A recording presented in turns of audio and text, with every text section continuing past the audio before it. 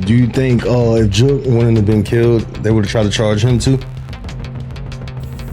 They were definitely actively trying to charge Big Jook when he was killed. Yes, they were. Shit, I don't know. It's just so hard for me to imagine pleading guilty for something that I didn't do. So that was one of my biggest fears and one of the main reasons why I decided to sign for the 10 years. Young Dolph's alleged killer, Hernandez Govan, just beat the case and walked out of court with a not guilty verdict. But instead of moving in silence, dude is out here acting like he's chasing clout. Do you think if Big Jook hadn't been killed, they would have tried to pin charges on him too? Absolutely. They were actively trying to build a case on Jook before his death. They just wanted it bigger, louder, on a higher scale. Now here's Govan, free as a bird, but instead of laying low, he's back outside doing interviews, lives, and even throwing around threats. And it's wild, because it looks like he's taking his second chance at freedom and gambling it away. He's everywhere, on blogs, on streams, on podcasts, acting like court never even happened. Instead of protecting his freedom, he's basically walking himself right back into danger. And the way he talks half the time... What do you mean by that? Federal. Oh, word. That's what you...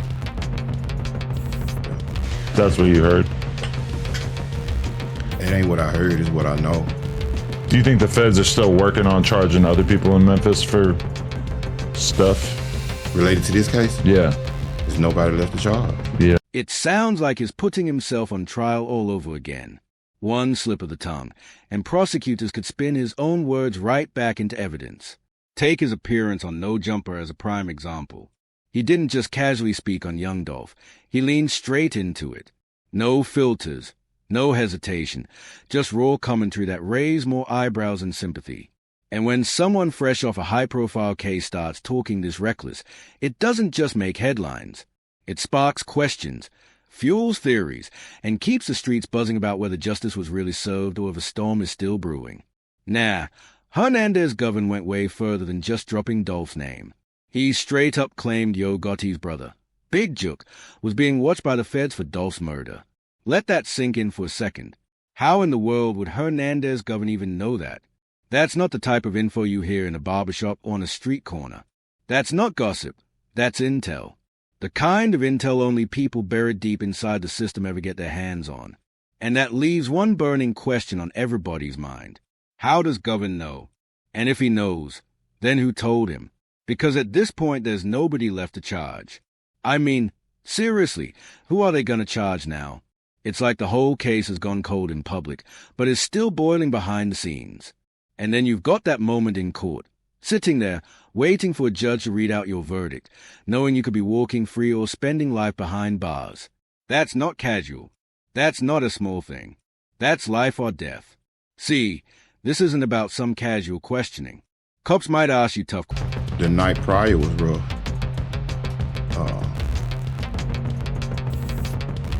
I had a couple negative people in my ear, just like a couple of the homeboys. Ain't no way I'm walking in there tomorrow. Are you crazy as hell? Yeah. You gonna walk back in there and let them folks say guilty and handcuff you? Man, you gotta make them do their job. What, they were telling you to go on the run? Yeah, the day before the verdict. As soon as they start delivering. Questions. Sure. But the feds? They don't hand out details like we're investigating Big Jook the way you'd hand out flyers. They guard that like gold. So if Govan said it with his chest, that means he either guessed real lucky or has been in the mix feeding information himself. And that's exactly why the streets are whispering one word heavy right now: snitch. People are saying he cut a deal, maybe signed a proffer, maybe handed over names and details to keep himself out of a cell. Because in that no-jumper interview, he wasn't talking like a man guessing. He was talking... And they was like, man, man, you tougher than me, man. You're nuts, man. Like Paul Bunyan. Ain't no way I'm going there tomorrow. Yeah, this shit. They'll have another news story. Quit on the run. Because mind you, you're out. For the people who don't know, you're out on bond at this time. Yeah, I'm out on bond. And it was like a $90,000 bond? $90,000 bond, yeah.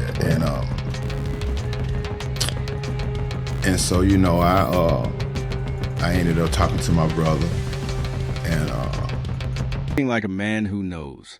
That confidence wasn't random. It sounded like confirmation. And that's why the doubt keeps rising. How do you know for a fact? Did you flip? Did you hand over Jook to save yourself? Then there's the plea deal.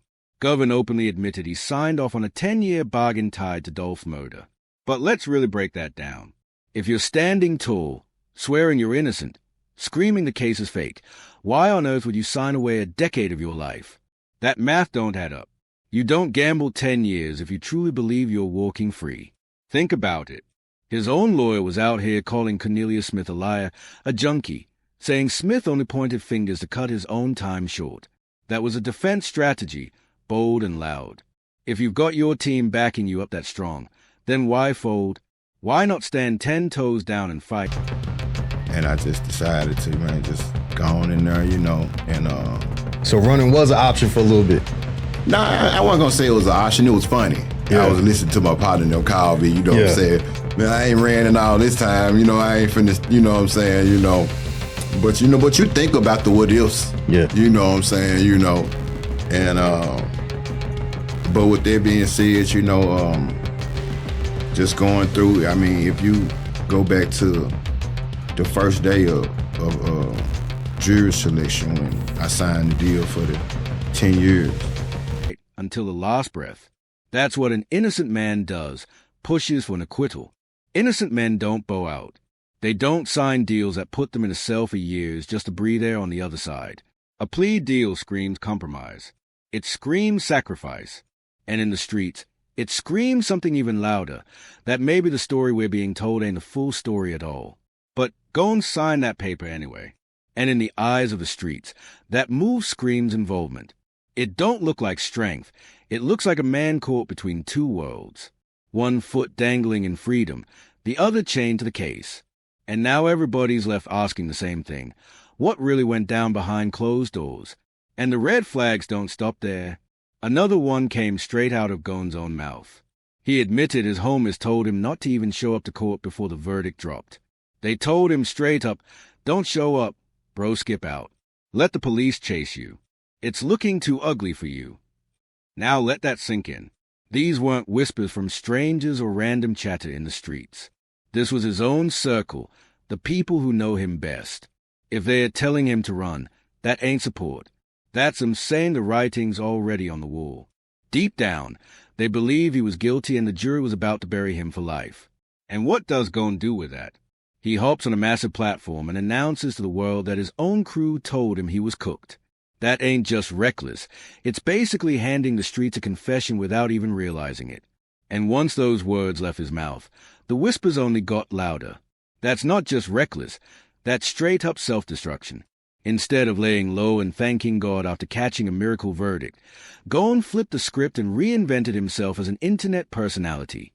His hopping on lives in ski masks, threatening bloggers, firing shots at anybody with an MIC, basically turning himself into a circus act for the public. And let's not forget, this man ain't some 20-year-old chasing clout. He's 50. He didn't just walk away from any case. He beat a murder case. The kind that should have taken his whole life away. Any sensible man would vanish, switch counties, maybe even change his whole name and live in silence. But Gone, he chose the total opposite route. And sometimes we'll gamble a little bit, not nothing major. He said, but when we do gamble, you know one thing that I don't gamble? I said, what's that, Mr. Ballard? He said, nothing that I can't afford to lose. He said, go man, you got a son, 2 sons that love you to death. You can't afford to lose your life. Even Dolph's family rejected that energy, flat out. He admitted he never even wanted to sign the 10-year deal in the first place. But then came the lawyer talk, the dice on the table story, the roll the dice with your life conversation. And somehow, he folded. He let the game pull him back and instead of shutting the door for good. From there, it turned into full-blown clout chasing. He's showing off toughness online, but all he's really doing is stacking enemies on top of enemies. Sure, interviews come with a little bag, but is that bag worth putting your freedom back on the chopping block? Absolutely not. Every live stream, every threat, every wild boast, it's all pushing him closer to the danger he barely escaped. And here's where it gets even stranger. For a man who's quick to incriminate everybody, he goes real quiet when the subject shifts to Yo Gotti. Pay attention to the pattern. When other names pop up, Gowan's got stories, timelines, details locked and loaded. But when Gotti's name comes up, suddenly, his blank. He claims he only knew Big Jook through marriage, but somehow never knew Gotti personally. Really? That's his brother, his right-hand man. You mean to tell me you never crossed paths, never heard anything? That story don't add up. It feels like you're protecting Gotti while letting everybody else eat the blame. That's exactly why people are starting to believe he's on somebody's payroll, running interference, doing PR cleanup while the smoke clears. Honestly, no jumper fumbled the bag. When he said ain't nobody else a charge, the next question should have been, what about Yo Gotti? Watching his face in that moment could have cracked the whole act wide open. And don't forget what he himself admitted. The feds were on Big Jook. That's not local police. That's federal heat. And Big Jook wasn't just some background figure. He co-owned CMG. If the feds had eyes on him, logic says they had eyes on Gotti too. And here's where it gets even deeper. If Jook's situation flips into a federal case while Govan's charges stayed state level, then the 10-year deal makes sense. From his own mouth, why play with my life? If I can't do 3.5 for more years, then I should have been a deacon. That's not just street logic. That's Rico vibes all over again. His own lawyers warned him. It's too risky. We can't let you face life. Take the deal. But Dolph's family wasn't having it. They stood firm, saying he deserved more time, not less.